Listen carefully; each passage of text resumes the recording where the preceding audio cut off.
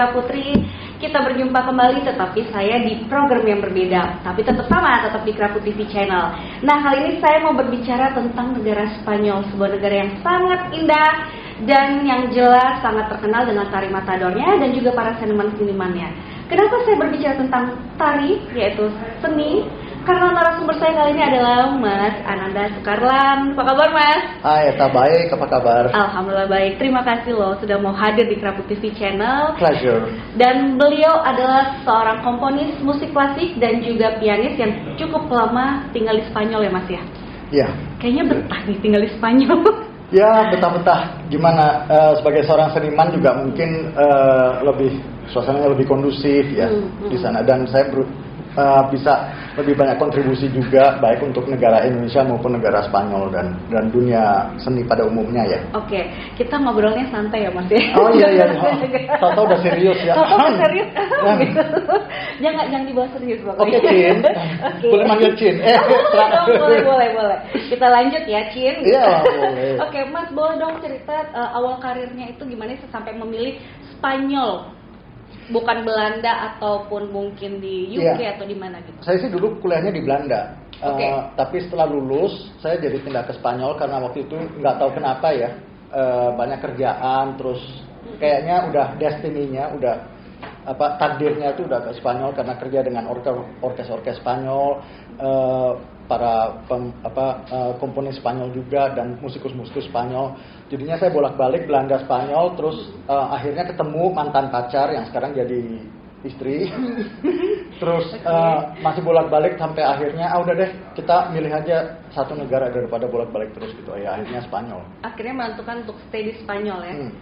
Cukup lama ya berarti 20-30? Apa maksudnya? Stay di Spanyol udah 20 tahun atau? Oh, dari 98 sih. 98. Oh. Sebelumnya udah bolak-balik. Sudah bolak-balik. Belanda Spanyol, tapi 98 tuh udah fix. Jadi sekarang udah berapa ya? 25 tahun. 25 kira-kira. tahun. Dalam rentang waktu tadi Mas Ananda katakan dari Spanyol juga ke Indonesia. Pernah nggak sih diundang ke istana untuk menampilkan karya-karyanya gitu? Istana Negara. Iya. Saya dulu justru dari 98 sampai tahun 2000 tuh nggak pernah ke Indonesia. Terus waktu itu zamannya Gus Dur jadi presiden, tahu-tahu saya dapat undangan oleh Gus Dur. Waktu itu belum zamannya internet ya, jadi saya juga nggak tahu Gus Dur ini siapa segala macam. Beliau yang mengundang saya untuk main di istana karena waktu itu ide beliau adalah untuk balikin istana sebagai tempat juga untuk para seniman. Karena sebelumnya tuh seniman kayak katanya sih itu istana tuh tertutup buat seniman sebelumnya sejak zaman Soekarno. Terus waktu itu saya main untuk beliau yang sebenarnya saya rada kaget karena beliau datang pakai sarung aja, pakai selop gitu. Ya, ciri khasnya Gus Dur ya. Nah, itu kan saya nggak tahu waktu itu. Iya. Jadi waktu itu udah gitu ajudan-ajudannya terus ada orang datang gitu. Terus saya nanya, ini presidennya yang mana gitu. Yang itu gitu. Oh, yang gitu. Oke. Gitu. Terus abis itu ya saya sambil main sambil ngomong gitu. Terus kayaknya beliau tertarik gitu dan kemudian ngobrol dengan saya lama setelah saya main. Saya mainnya cuma sekitar mungkin nggak ada sejam ya.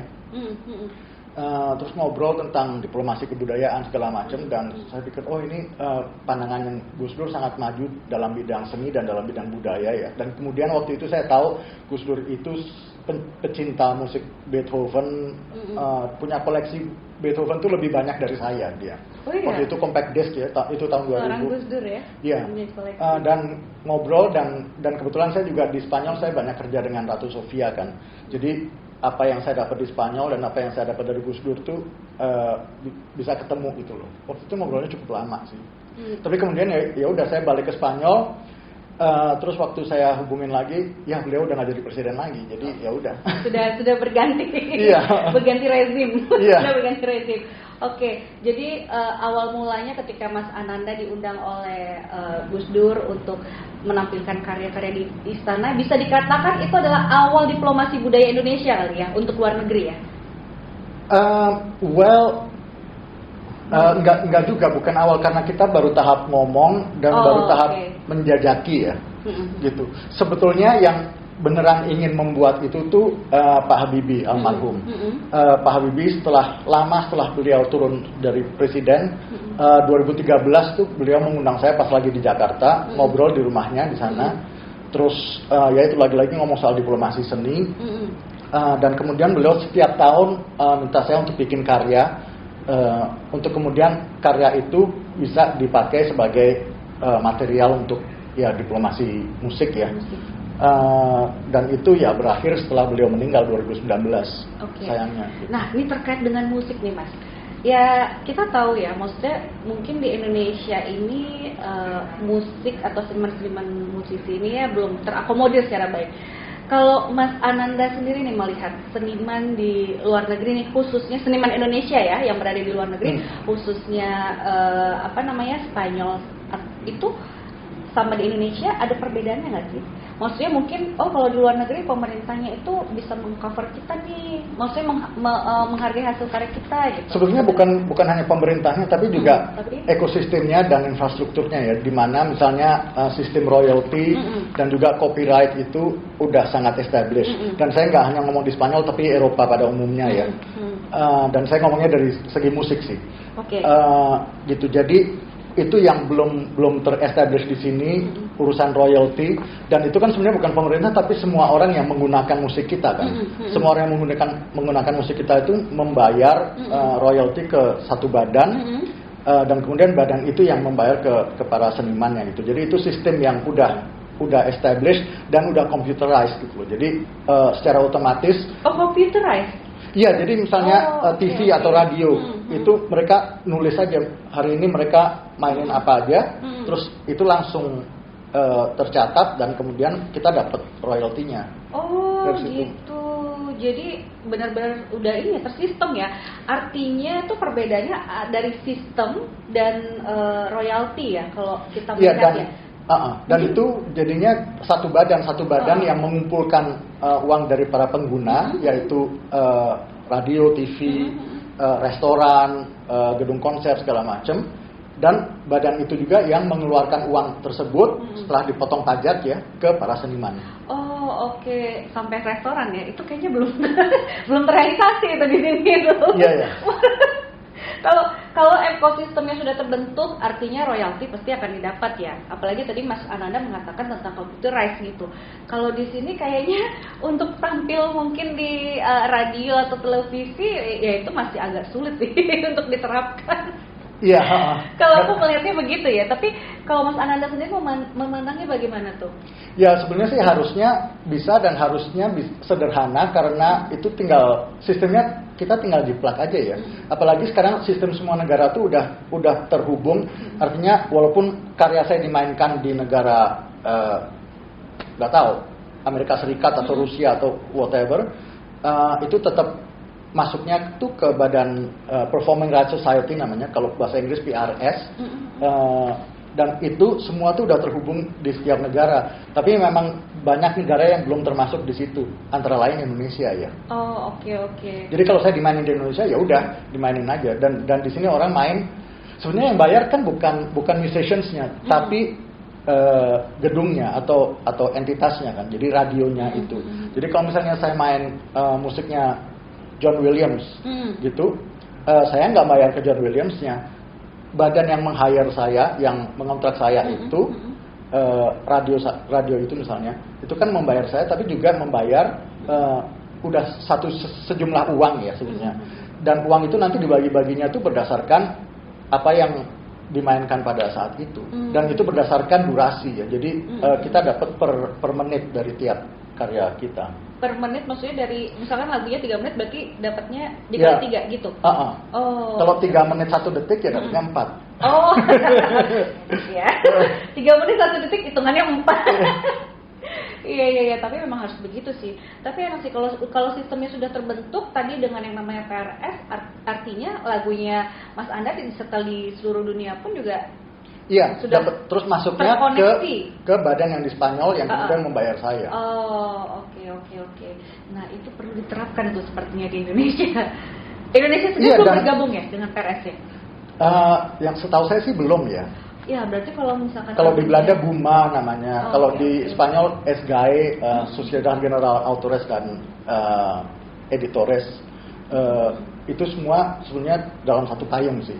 dalam satu payung. Iya, saya nggak tahu soal Indonesia ya, tapi ya harusnya sih bergabung dan sebenarnya itu memasukkan uang juga buat negara karena yaitu uang yang masuk dipotong pajak dan kemudian dibayarkan ke senimannya. Oh, berarti bisa menjadi pendapatan baru sebenarnya buat negara ya, Iya. kalau dengan sistem begitu ya. Dan kalau saya mendaftarkan karya saya di Indonesia, kalau udah ada badannya, ya saya dapatnya dari Indonesia kan, setelah dipotong pajak di Indonesia kan. Oh, oke. Karena Indonesia sendiri kan belum terbentuk nih Mas. Jadi kayaknya masih berdasarkan setahu saya itu kayak Setahu saya juga, makanya saya sih semua karya saya rumah apa namanya music ya. Ini apa sih rumah musik Saya itu nggak di bawah naungan apa gitu. Ya, Kan mesti- soalnya ya itu musik saya semua didaftarinnya di Spanyol sih, jadi oke. udah saya merasa aman di sana yo. Tapi misalnya nih musiknya karya musik Mas Ananda dinyanyikan atau mungkin dimainkan oleh seniman Indonesia itu bagaimana? Ya udah. Mereka akan direct langsung atau Enggak sih, mereka Tetep. nyanyi aja. Biasanya, kalau musik klasik itu kan kita ada partiturnya. Biasanya mereka membeli partiturnya dari saya. Bukan dari saya, tapi dari penerbit saya. Dan itu yang jadi sumber penghasilan saya itu dari situ. Tapi kemudian partitur begitu mereka udah punya, mereka mau nyanyiin 100 kali, 1000 kali, ya udah saya nggak dapat apa-apa lagi gitu. Sedangkan kalau berdasarkan hukumnya performing rights atau copyrights, tiap kali dimainkan saya dapat walaupun sesedikit mungkin. Walaupun sedikit, tapi saya tetap dapat. tetap harus dapat. Jangan sampai nggak dapat pokoknya. Iya, walaupun cuma misalnya berapa ribu rupiah atau gitu, karena memang mainnya di restoran yang memang restoran itu kan bayarnya jauh lebih sedikit daripada misalnya kalau stasiun radio atau televisi ya. Televisi itu yang paling banyak biasanya. Nah ini pertanyaan ini buat para televisi yang menggunakan musik para seniman sudah Iya. bayar royalti belum nih? Iya kan? Iya. Kalau di luar negeri para seniman terjamin, ya kan? Tapi kalau misalkan untuk seniman Indonesia sendiri masih big question sih. Ya, Kalau tapi ya saya sih bisa mengerti karena sebelum seni masih banyak sekali yang belum juga terjamin di Indonesia. Sebenarnya yang paling mudah aja soal pendidikan dan soal kesehatan kan. Oke. Di Indonesia misalnya gini, anak saya masih, walaupun saya pengen anak saya yang anak saya itu Indo ya, jadi kan istri saya kan Spanyol. Iya. Saya sih pengennya anak saya jadi orang Indonesia, tapi di Indonesia dia nggak dapat pendidikan dan dia nggak dapat fasilitas kesehatan. Di Spanyol semuanya gratis, pendidikan sampai universitas gratis, kesehatan pilek aja ke dokter gratis. Makanya di sana orang manja, pilek aja ke dokter. Karena gratis. Gratis. Karena gratis. Sekolah aja gratis ya. Iya. Kalau di sini nggak, masih bingung bayar SPP bulanan. Nah itu. Kalau di sini. Dan terus waktu SD saya kan diajarin tuh soal Undang-Undang Dasar 1945. Setiap warga negara Indonesia berhak atas ini, berhak. Terus saya tanya guru saya waktu itu, oh berhak ya? Ya tapi bayar, dia bilang gitu. Oh jadi kalau berhak tuh bayar kalau gitu. Jadi ujung-ujungnya duit. Ujung-ujungnya duit. Tadinya saya pikir kalau berhak ya berhak gitu. Tapi ternyata ya harus bayar. Harus bayar, tetap harus bayar ternyata. Karena ya ibarat kata listrik aja harus bayar gitu. Iya, kalau listrik sih bayar ya, di Spanyol di mana-mana bayar gitu. Tapi tetap lah untuk pendidikan dan kesehatan itu harusnya free ya. Tapi Iya. ya entah kapan itu bisa diterapkan di Indonesia. Kita berharapnya Amin, bisa deh semoga. secepatnya gitu. Cuma ya itu tadi kita kembali lagi berbicara tentang musik ya, tentang seniman-seniman. Kita jadi ngelantur ya, Cin. Iya, jadi ngelantur, Cin. Tapi nggak apa-apa, itu saling berkaitan. Oh gitu, Iya, oke. tapi saling berkaitan itu. Iya kan? Karena jaminan pendidikan, kesehatan, bermusik pun juga harus melalui pendidikan juga dong. Iya Iya, kan? tentu aja.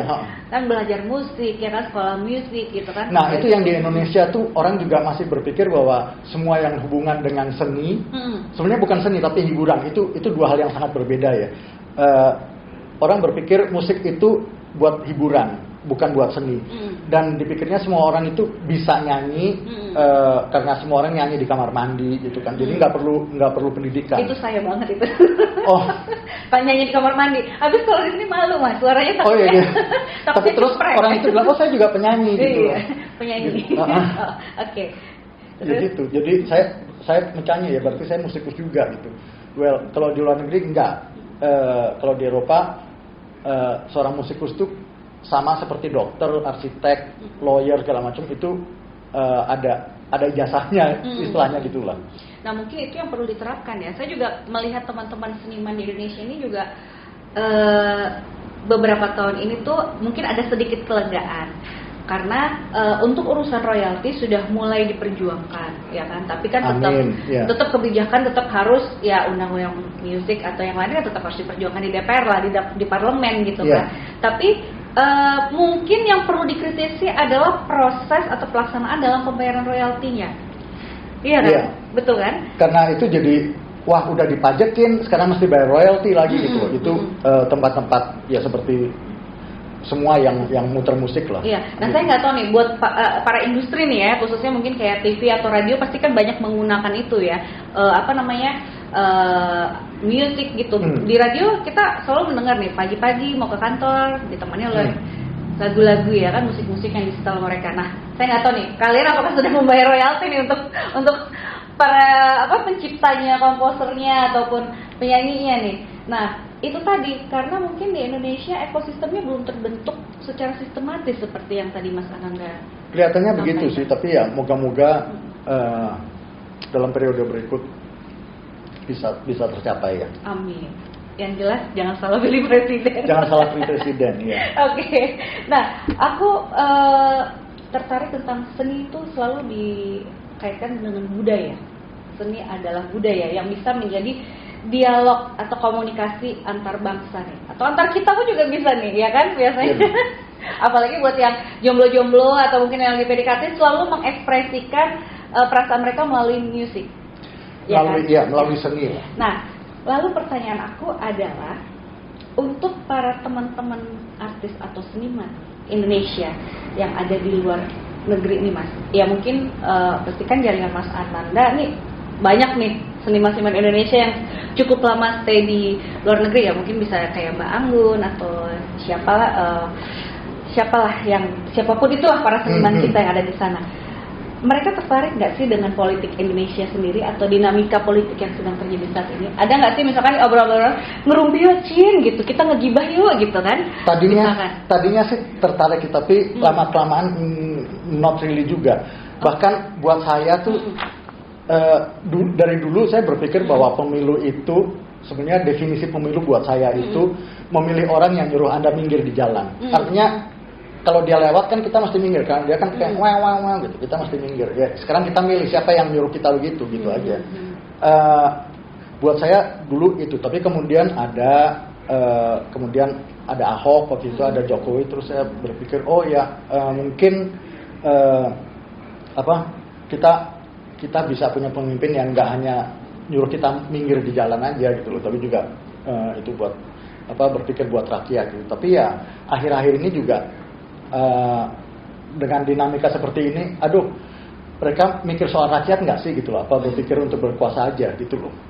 Jadi saya terus terang udah malas juga ngomongin politik, karena sekarang saya udah berpikir lagi-lagi seperti dulu bahwa politik itu ya politik, rakyat ya rakyat, dua hal yang berbeda. Sempat saya berpikir bahwa dua hal itu ada hubungannya, tapi buat saya sekarang udah enggak ya. Artinya mereka tidak begitu interest ya Mas ya, mungkin melihat dengan situasi dan kondisinya ya. Ya mereka hanya berpikir gimana nih cara berkuasa gitu aja sih. Oke. Gitu. Ya tentu aja saya punya preference siapa yang ingin yang saya ingin jadi presiden nanti 2024. Tapi caranya saya ingin politik yang bersih, politik yang penuh tetap dengan kemanusiaan, tetap dengan karakter, tetap dengan integritas, dengan kejujuran, bukan politik yang penting saya menang. Oke. Nah, terkait tentang menangnya nih ya, nanti siapa who's the next president gitu. Selalu ya kita kembali lagi nih dengan yang namanya diplomasi budaya, itu pasti akan selalu dibawa. Iya. Nah, diplomasi budaya nih yang selama ini selalu ditonjolkan adalah pasti mungkin tentang ciri khas pakaian daerah gitu ya. Contohnya kayak batik atau mungkin makanan kuliner gitu kan, atau mungkin tari-tarian. Nah, menurut Mas Ananda nih sebagai seorang musisi gitu, ada nggak sih kekurangan atau kelebihan dari diplomasi budaya Indonesia saat ini itu? Sampai sekarang diplomasi kebudayaan itu di Indonesia sampai sekarang ya. Ini terkait untuk mungkin masukan untuk siapa yang jadi presiden selanjutnya gitu kan? Oke. Nah sampai sekarang tuh saya masih lihat bahwa ini sangat one sided, artinya dari kita aja. Dan mungkin juga untuk kita, artinya kita bawa artis-artis bawa batik segala macam, busana kuliner gitu, masih belum terlalu menyatu dengan negara yang kita kunjungi itu. Ini contoh salah satu ya, yang saya pernah bikin di Spanyol. Saya ini dengan koreografer yang juga manajer saya, Chandra Panatan, kami itu yang membawa tari kecak pertama kali di Spanyol. Nah, itu diplomasi kebudayaan, tapi itu beda. Kita pengennya tuh Spanyol involve. Jadi involve apa sih bahasa Indonesianya? Terlibat. Jadi sebenarnya kita nggak bawa puluhan atau ratusan orang dari Indonesia untuk nari kecak di Bali, di Spanyol. Waktu itu di Valencia. Kita cuma bawa 3 orang, 3 penari. Terus kemudian 3 penari itu mengajarkan puluhan orang-orang Spanyol untuk belajar tari kecak. Karena memang tari kecak itu sebenarnya kan lumayan gampang untuk dipelajari ya, dalam beberapa hari bisa gitu. Dan jadi waktu itu pertunjukan perdana tari kecak itu yang jadi monyet-monyetnya itu yang hampir kayak Hanoman ya, kayak yang jadi Hanomannya. Bukan, Hanomannya tetap orang sini. Soloistnya itu yang di tengah tuh orang sini. Tapi yang cak itunya. Iya. Monyet-monyetnya itu semua orang Spanyol. Memang rada kalau kita lihat pertama kali bule-bule ini semua kan semuanya nggak pakai baju nih, jadi monyet yang putih semua gitu. Tapi justru itulah diplomasi kebudayaan. Pertama itu nggak butuh banyak secara financial, itu kan nggak mahal, nggak bawa puluhan atau ratusan orang dari sini. Terus kemudian itu kita komunikasikan dengan mereka dengan bahasa yang mereka mengerti, dan kemudian mereka ikut terlibat di situ. Jadi menurut diplomasi kebudayaan itu harus melibatkan orang di sana dengan gaya mereka sendiri dan dengan pengertian mereka sendiri. Jadi mereka mesti ngerti juga filsafatnya di belakang tari kecak tersebut, bukan hanya sekedar nari gitu. Terus ya mereka belajar selama 10 hari waktu itu. Terus kemudian kita mainkan aja dengan api unggun di sana. Waktu itu musim panas sih, jadi jam 10 malam kita bikinnya di pinggir pantai. Itu sukses besar sih waktu itu. 2000 berapa ya, sebelum 2010 sih waktu itu.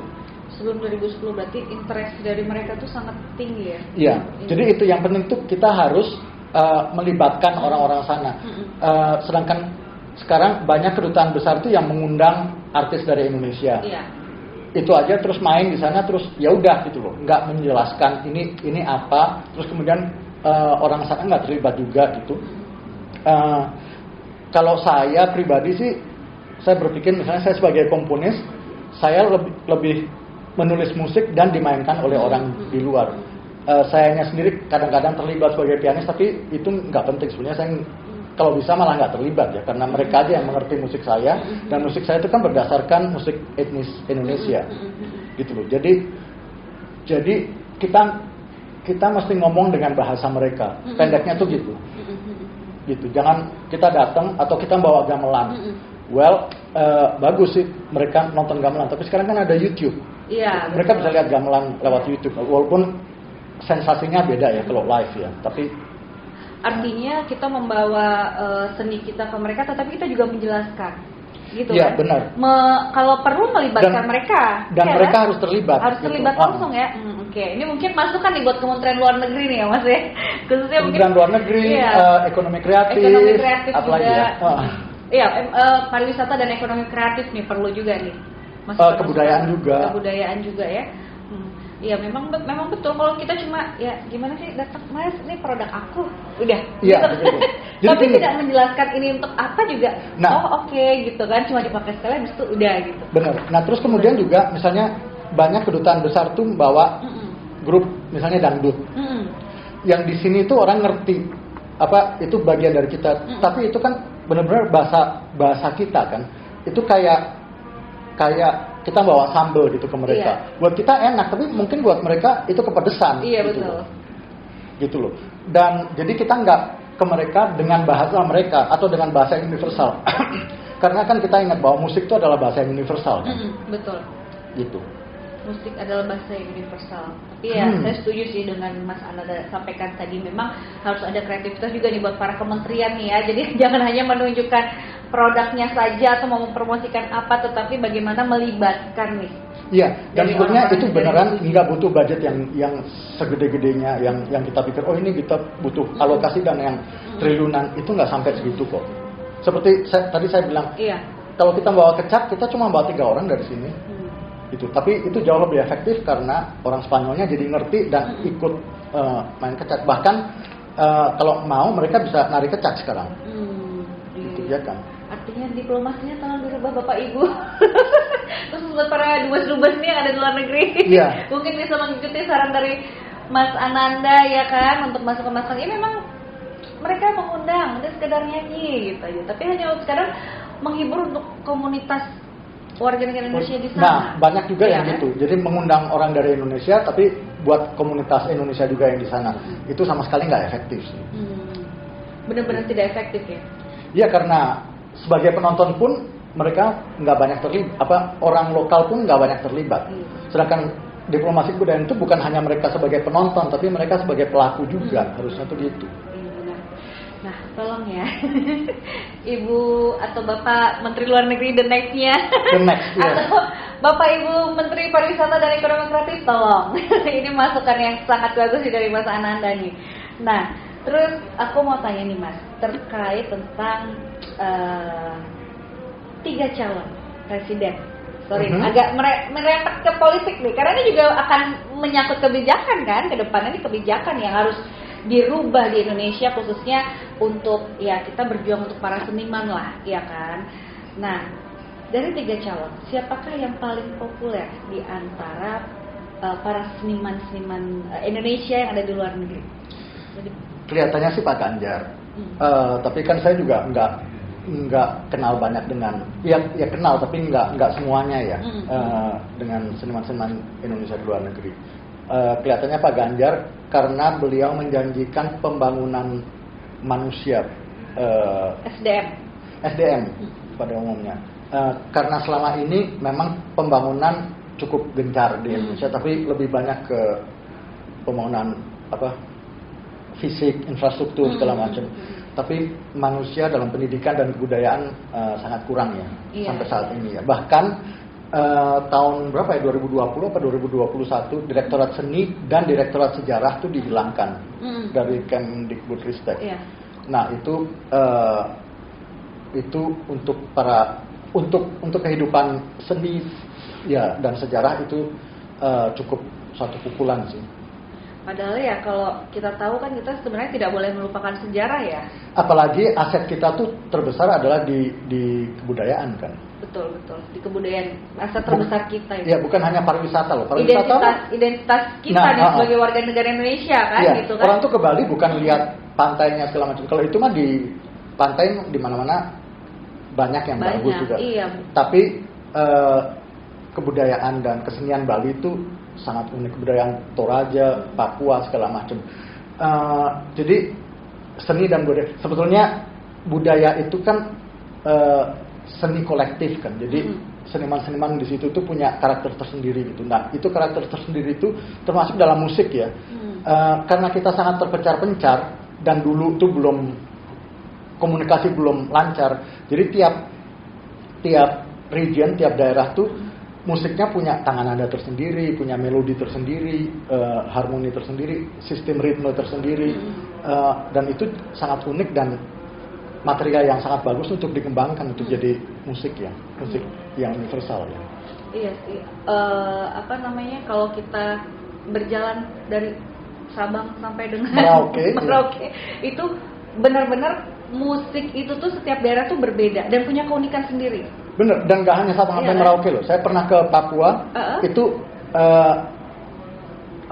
dalam survei berapa jam dari desa ke desa, musiknya udah berbeda. gitu. Sama juga dengan ragam bahasa kita loh. Iya, Indonesia benar. tuh punya bahasa daerah terbanyak di dunia. Iya, 700 bahasa dan sekarang Iya. banyak yang udah punah. Iya. Saya nggak tahu jumlahnya berapa yang udah punah, tapi sayang sekali bahwa itu udah punah. Dan saya cerita nih, saya ini lagi bikin musik buat film dokumentasi tentang Ratu Tidore, Reina Bokiraja. Dan itu kan abad ke-16, jadi saya menggunakan material dari musik Portugis karena waktu itu kan masih dijajah Portugis. Iya. Buat saya itu mudah sekali untuk menemukan material musik Portugis abad 16. Tapi kita nggak pernah punya dokumentasi musik Indonesia abad 19 aja nggak pernah, nggak ada. Karena kita nggak belajar mendokumentasikan musik tersebut. Iya, itulah salah satu kelemahan di Indonesia ya. Seharusnya tadi yang Direktorat Seni dan sejarah. Seni dan sejarah itu jangan dihapuskan, ya kan? Iya. Harus tetap dipertahankan karena kita sendiri nggak menyimpan dan tidak apik gitu loh. Itulah. Iya kan? Padahal warisan kita sangat kaya. Iya, sangat kaya. Warisan budaya. Warisan budaya kita sangat kaya sekali gitu. Sampai mungkin negeri seberang gitu kan pengen banget tuh gitu. Iya. Iya kan? Baik dari bukan hanya musik ya, tapi juga mungkin makanan atau mungkin dengan kostumnya juga, ya kan? Iya, Itu benar. juga kita punya. Dan kemudian itu harus dikemas ya. Artinya mungkin rendang gitu tuh enak buat kita, tapi itu harus dikemas supaya kelihatannya enak gitu loh. Nggak tahu gimana caranya. Itu ahli kuliner lah yang ngerti. Tapi ya itu kita bisa bilang rendang masakan yang paling enak sedunia segala macam kan pernah dibilang begitu. Tapi gimana cara mengemasnya sehingga mereka tuh lihat rendang tuh dilihat dulu gitu loh. Sama seperti musik tuh harus dibikin universal. Nggak bisa musik daerah hanya seperti itu terus kita bawa terus udah dimainin terus udah kita pulang lagi. Itu musik itu harus dikemas sehingga bisa dimengerti oleh orang dengan latar belakang budaya yang berbeda, dengan bahasa yang berbeda gitu loh. Kemasannya harus apik. Kemasannya. Apik, iya. Apik dan Harus cantik. apik dan cantik gitu. Nah, ini sudah di penghujung acara, Mas. The last question aku mau tanya. Menurut Mas Ananda, apa sih yang perlu dilakukan untuk diplomasi budaya dan seni ini bagi para diplomat nih, bukan hanya yang menjabat sekarang tapi the next diplomat maupun pemerintah Indonesia? Mungkin bisa dalam segi tadi yang perbaikan kebijakan ekosistem untuk royalti, lalu yang lain-lain ya tadi juga disampaikan. Iya sih, ya pertama tentang pendidikan untuk para diplomat ya. Saya kira mereka harus mengerti bukan hanya budaya Indonesia, tapi juga budaya luar, sehingga mereka bisa lagi-lagi soal mengemas, bagaimana membawa budaya Indonesia itu ke negara tersebut. Terus kemudian yang sampai sekarang masih sangat rancu itu yaitu soal hiburan dan soal seni. Orang berpikir bahwa seni itu hiburan atau hiburan itu seni. Enggak, itu beda banget. Seni itu jelasinnya gimana ya? Mungkin kalau negara itu sebuah toko, kita ibaratkan sebuah toko, seni itu etalasenya. Oke. Jadi kalau di etalase itu barang-barang di etalase kan nggak dijual, jadi nggak menghasilkan uang. Betul. Tapi etalase itu membuat orang masuk ke tokonya, terus kemudian mereka belanja di toko itu, gitu. Jadi kita mesti tahu bahwa etalase itu sesuatu yang orang dari luar toko ngerti tentang toko itu isinya tentang apa. Nggak beli barang-barang di etalasenya, tapi masuk toko dan kemudian beli. Jadi seni itu tidak menghasilkan uang secara direct, secara langsung, tapi mengundang orang untuk lebih mengerti negara kita, toko kita, untuk kemudian yaitu baru di situ bisa menghasilkan uang. Di situ industrinya. Tapi industri seni itu masih sangat rancu dipikir bahwa itu harus langsung menghasilkan uang. Bukan. Jadi K-pop misalnya atau drama Korea itu bukan seni, itu hiburan. Itu langsung menghasilkan uang. Gitu. Tapi dunia sastra, dunia musik, terutama musik klasik, lukisan, bahkan yang kelihatannya ini abstrak segala macam, itu seni. Dimana sekarang kita lihat aja dengan adanya Mozart. Mozart itu lahir di Salzburg di Austria. Orang tuh jadi ke Salzburg. Kalau kita dengerin Mozart itu nggak menghasilkan uang banyak buat pemerintah Austria, tapi orang terus ke Salzburg. Bahkan orang jualan coklat di Salzburg aja namanya coklat Mozart, yang nggak ada hubungannya dengan musik klasik kan, gitu. Tapi ada coklat yang bukan coklat Mozart, ada coklat Mozart. Orang belinya yang coklat Mozart, gitu. Berarti mengemasnya dan mesti tahu bahwa seni itu bukan sesuatu yang menghasilkan uang secara langsung, tapi memperkenalkan negara supaya orang lebih mengerti negara kita, supaya lebih bisa berkomunikasi, dan seni itu adalah alat komunikasi yang paling efektif ya. Orang berpikir bahwa bahasa itu alat komunikasi, padahal orang tuh nggak perlu bahasa untuk berkomunikasi. Musik, seni, iya, musik. Binatang tuh nggak punya bahasa tapi bisa berkomunikasi, gitu. Boleh nggak? Dan komunikasi yang paling dalam, artinya langsung ke emosi ya. Emosi, iya. Boleh nggak apa-apa? Sorry. Boleh nggak, nggak spill dong, nggak boleh di spill ya. Apa sih? Yang itu karya terbaru nanti di film. Itu film dokumenter. Film dokumenter. Akan tayang di mana? Itu sih akan tayang, itu produksi Kemendikbud, tapi juga dari hasil karyanya almarhum Tuti Herati, Profesor Dr. Tuti Herati. Dia nulis buku tentang Reina Bokiraja, Ratu dari Ternate, dari Tidore, abad ke-16. Jadi itu dokumenter, narasinya nanti oleh Christine Hakim, bukan nanti, emang udah bikin sih. Saya lagi bikin musiknya, dan nanti kayaknya akan ada di YouTube sih mulai bulan Desember ya. Oh, untuk di YouTube ya? Untuk di YouTube karena ini produksi Kemendikbud, untuk bisa ditonton oleh siapa aja secara mudah. Jadi aksesnya lebih mudah ya. Dan nanti akan ada subtitlenya tentu aja. Jadi dan itu saya masukin musik Portugis. Jadi itu seperti hubungan diplomasi dengan Portugal aja. Kan nanti ada musik-musik Portugisnya, terus juga kemudian musik dari Indonesia, musik saya sendiri gitu loh. Itu sih, jadi tunggu sampai Desember deh. Tunggu sampai Desember, oke. Itu dokumenter yang nggak panjang kok, nggak sampai 1 jam. Nggak sampai 1 jam ya, ini harus nonton ini. Semua harus pada nonton, tapi nunggu sampai bulan Desember ya. Akhir pertengahan, gue jadi kayaknya nggak tahu deh. lagi nih, spill lagi nih. Nggak tahu deh, tapi sabar. follow aja Instagram saya tuh, promosi. Tuh promosi. Oke, boleh diinfokan Mas? @ananda_sukarlan. @ananda_sukarlan. Nanti saya ya itu Twitter juga @ananda_sukarlan. Oke, @ananda. YouTube. YouTube-nya sih YouTube Kemendikbud kayaknya. Oh, YouTube Kemendikbud. Tapi kalau YouTube-nya Mas Ananda sendiri ada? Saya ada, tapi saya nggak begitu aktif sih. Oh, oke. Yang banyak masukin musik saya tuh orang lain justru. Jadi kalau search Ananda Sukarlan, banyak channel YouTube orang lain, tapi nggak apa-apa, tonton aja, di like, di subscribe orang lain, nggak apa-apa. Terus saya juga lagi bikin opera ini tentang tokoh Aucuilan. Itu tokoh awal abad 20. Beliau wanita Tionghoa yang banyak menyelamatkan korban human trafficking, perdagangan manusia.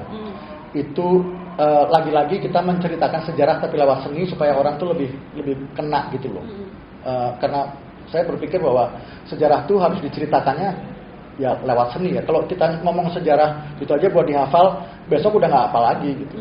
Saya ingat kok perang di Ponorogo waktu saya belajar sekolah dulu, saya ingatnya perang di Ponorogo itu cuma 5 menit karena dari 1825 sampai 1830. Buat saya itu nggak ada artinya waktu itu. Perang di Ponorogo udah itu aja. Tapi kalau kita lihat lukisannya Raden Saleh, puisinya Khalil Anwar gitu, kita baru ngerti di Ponorogo tuh siapa sih gitu. Iya. Baru kena dan baru ngerasa wow, ini tuh ternyata ini satu kejadian yang sangat penting gitu loh. Thank you Mas Ananda. Thank you. Sudah mau berbagi dan sharing di sini. Dan ini masukan-masukan yang sangat bagus nih untuk the next presiden kita ya nantinya. Tentunya jangan salah pilih presiden. Amin. Jangan salah pilih presiden. Aku kalau boleh menyampaikan bahwa seni adalah apa tadi ya? Apa ya? Enggak, aku mau bicara gini. Berbicara dengan seni karena itu akan sampai di hati. Betul ya? Bagus banget. Oke. Seni itu langsung ke hati tanpa lewat pakai logika juga sih. Mungkin kalau lagi jatuh cinta tanpa logika kali Mas. Oh iya benar. Ya kan? Oke, kalau begitu sobat Kerapu TV, terima kasih sudah join dan jangan lupa subscribe, follow follow Instagramnya dan Twitternya Mas Ananda Sukarlan. Tadi sudah diinfokan ya kan? Ananda Sukarlan dan Kerapu TV dong. Dan Kerapu TV juga jangan lupa di subscribe ya kan? Dan juga kita menantikan Mas karya terbaiknya. Terima kasih Eta. Jangan lupa woro-woro ya. Yes, of course. Jangan lupa woro-woro. Kalau perlu nanti hadir kembali di Kerapu TV ya Mas ya. Silakan. Oke, teman-teman Kerapu TV, thank you so much. Sampai jumpa di lain kesempatan. Saya Margareta Putri Nurdiri dan Ananda Sukarlan. sampai jumpa. Bye bye. Thank you.